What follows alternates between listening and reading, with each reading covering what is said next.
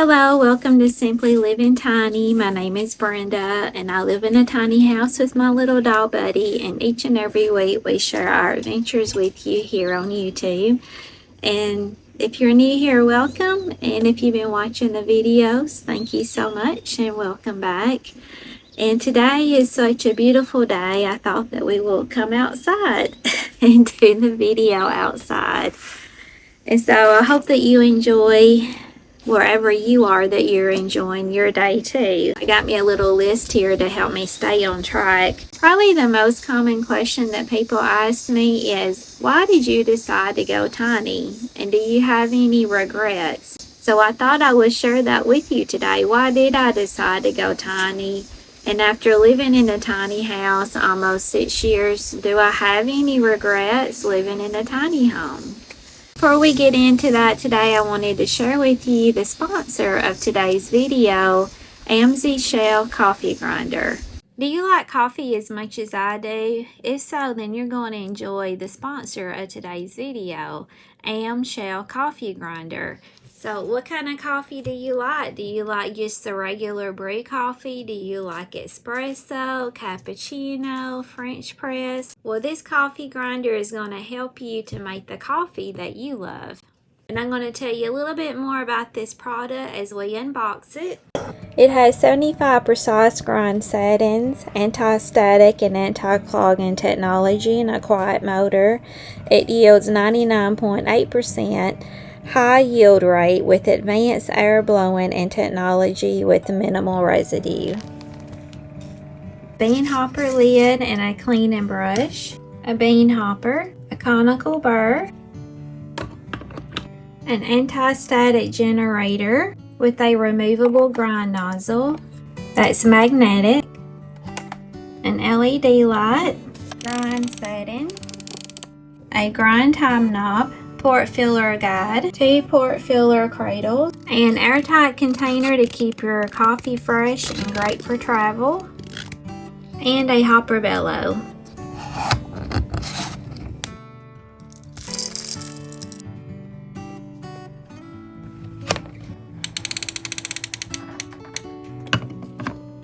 There are 75 precise grind settings. To make an espresso, you need the fine setting, and that is between 1 and 24. So we'll do it on 20. We'll grind it for 10 seconds. This is the fine setting on 20. For pour over filter coffee and cold brew, you need it to be on a medium setting, and that is between 25 and 50. We'll put it on 50.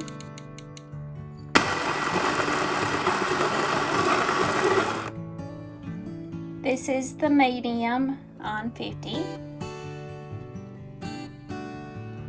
And for a French press, between 51 and 75. So let's just put it on 75. This is the coarse setting on 75. This is the fine, the medium, and the coarse.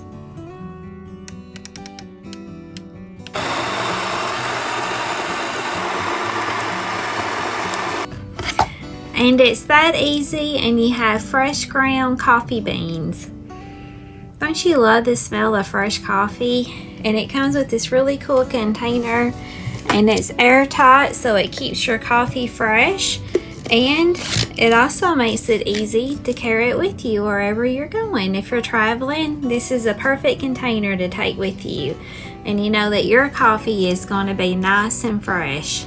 If you're interested in the AMZCHEF coffee grinder, then check the link below, and there'll be more about this product in the description.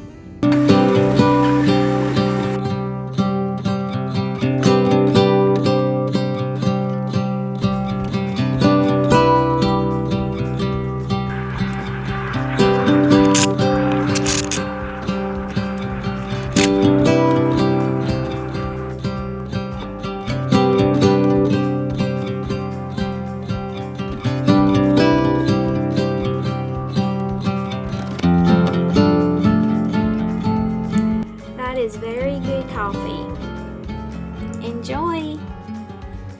One of the main reasons I decided to go tiny was for the affordability. And I know if you watch a lot of YouTube videos or other like tiny home shows, that is what a lot of people say whenever they talk about going tiny. And so that was what started the tiny home journey, was the affordability. And not only the cost of purchasing a tiny home compared to like a regular traditional home, but also like your monthly cost overall is a whole lot less than if you live in a bigger structure, whether it be an apartment, a townhouse, a regular house, is having that affordability. And as we all know, the cost of living, it keeps going up, and up.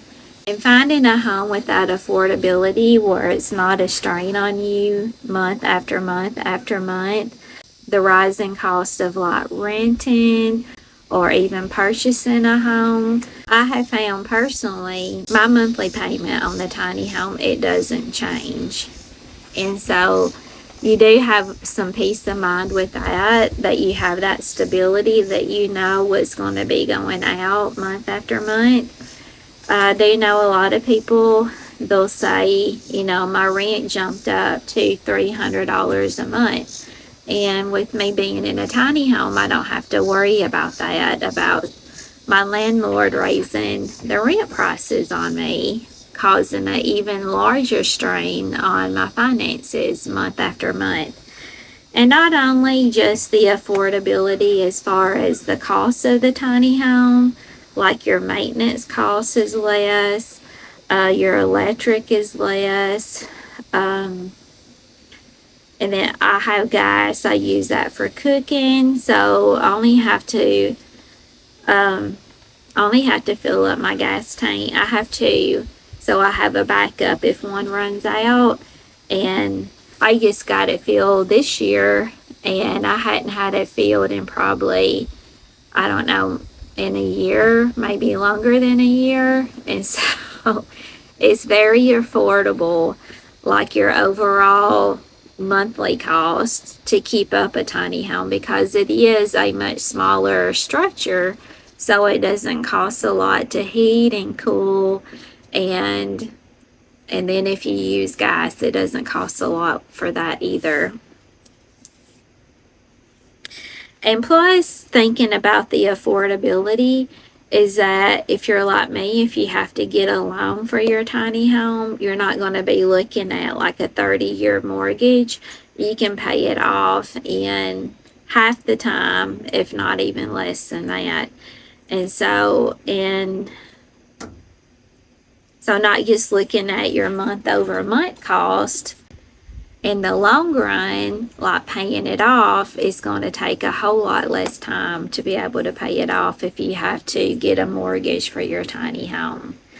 So affordability is where I started whenever I decided to go tiny. That would be the first thing that I would say when thinking about going tiny, is the affordability. Another reason I decided to go tiny is thinking about my retirement. I'll be 56 this year, here in a few months in December. I'll be 56, so I'm getting closer and closer to retirement. And so really starting to think about retirement and what that's going to look like. And I feel like being in a tiny house would help me to reach those goals. Working towards retirement, just knowing I wouldn't have like a 30-year mortgage to pay off my home.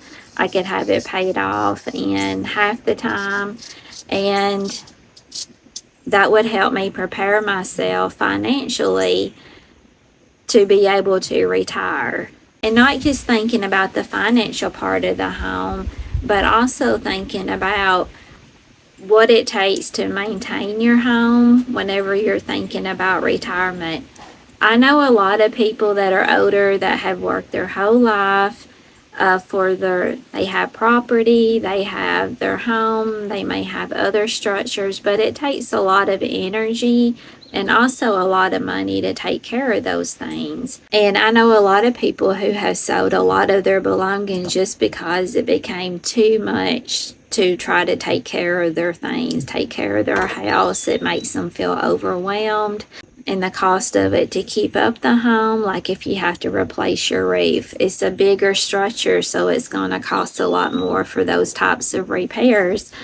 And they'll sell everything and they'll move into, like, they would move like into a townhouse, a condo, or somebody who can take care of like the yard maintenance and maybe like maintenance on their condo to give them that peace of mind, and like an HOA fee to help give them that peace of mind to where they don't have to worry about those things. And that would be another positive thing about living in a tiny home, because as you retire, when you think about where you're going to put your tiny home, that is something to consider. Is, can you put it somewhere like in a community where you don't have all of that extra maintenance and burden of like taking care of a yard, the accessibility to people to can help like maintenance things that may go wrong, to help give you some peace of mind in your retirement, because we all want to enjoy our retirement and not have all these extra burdens. You have worked hard your whole life, so you want to be able to have those golden years and to be able to enjoy them and to not have all of this extra burden on you, and be able to spend more time doing things that you enjoy. Another factor that I consider when thinking about going into a tiny home was the mobility of a tiny home. So I know that we can plan for life, but sometimes things do not turn out how we have planned them. And I like the fact that you can take your home and you can move it to wherever you need to go. For example, my tiny home is right here beside my mom's house, so I'm right here with her. If she needs anything, needs any help, then I am right here where I can help her, and vice versa. Like if I need help with something, she's right here too.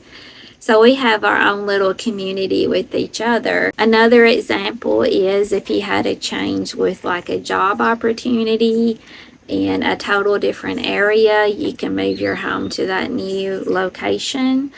Then you also have the opportunity to move to other family members' homes or friends' homes. If they need help, then you'll be right there. As life changes and circumstances change, and if you have to move to different locations for whatever that reason is, you have the ability to take your home with you. So those are a few reasons why I decided to go tiny. And since being in a tiny home, I have also learned other positive things about living in a tiny home, such as it doesn't take long to clean my tiny home, so that frees me up to do other things that I enjoy, like spending time with family and friends, going on different adventures, or even just take the time to rest after a busy work week. Living tiny has also made me very mindful, so I ask myself questions before I purchase anything.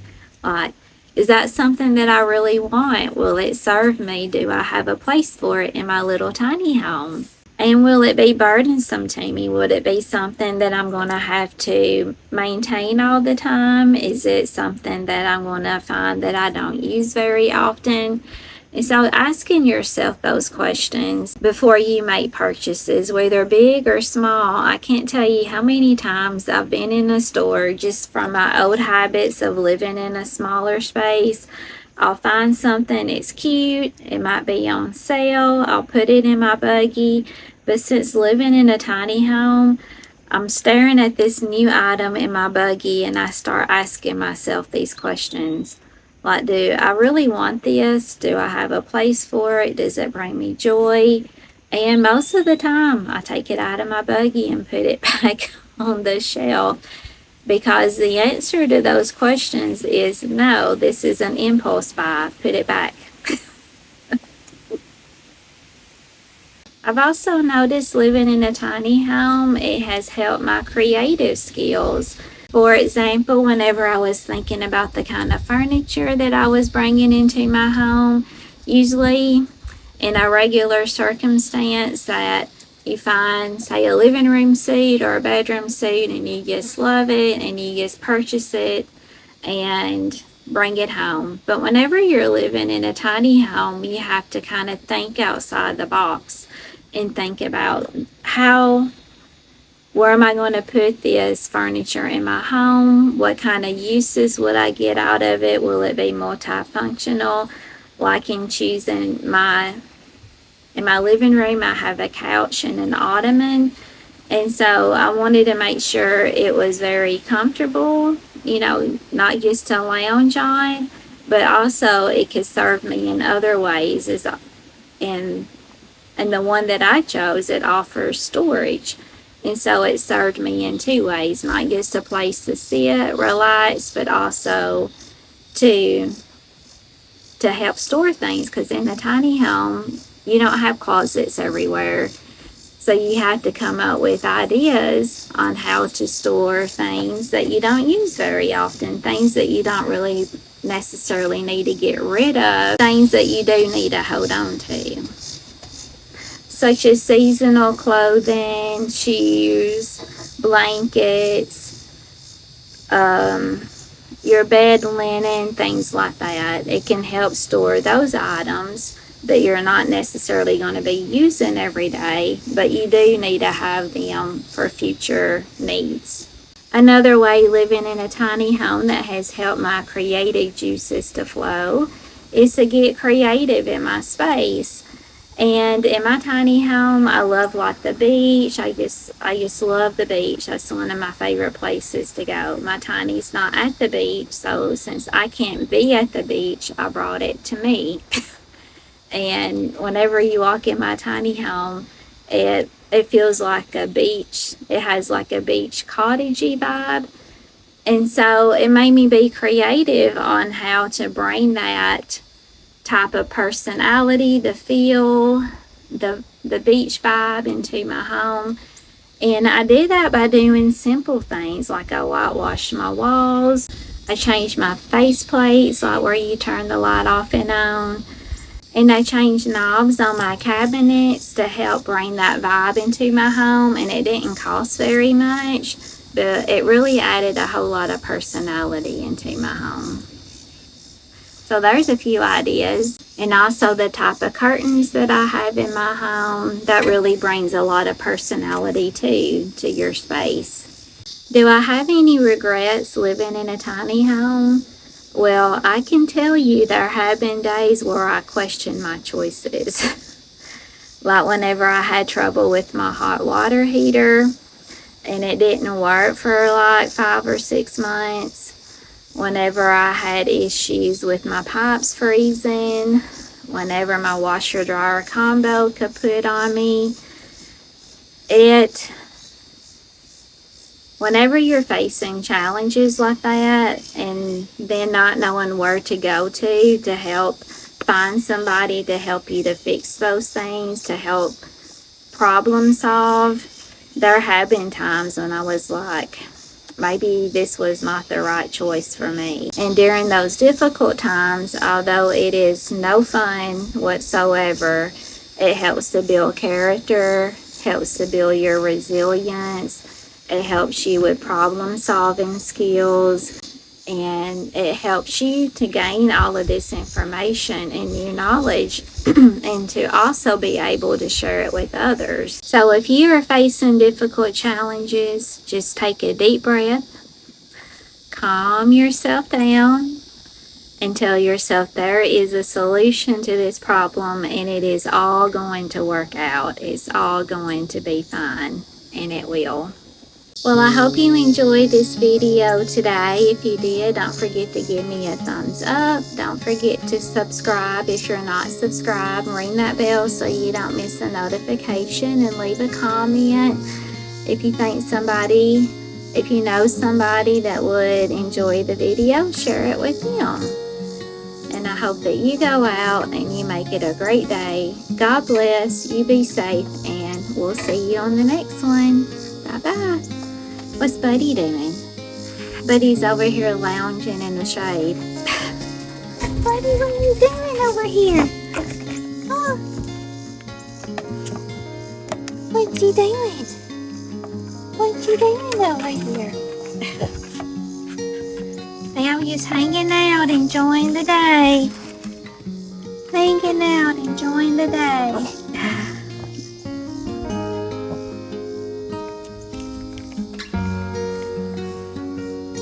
Bye-bye. We'll see you on the next one.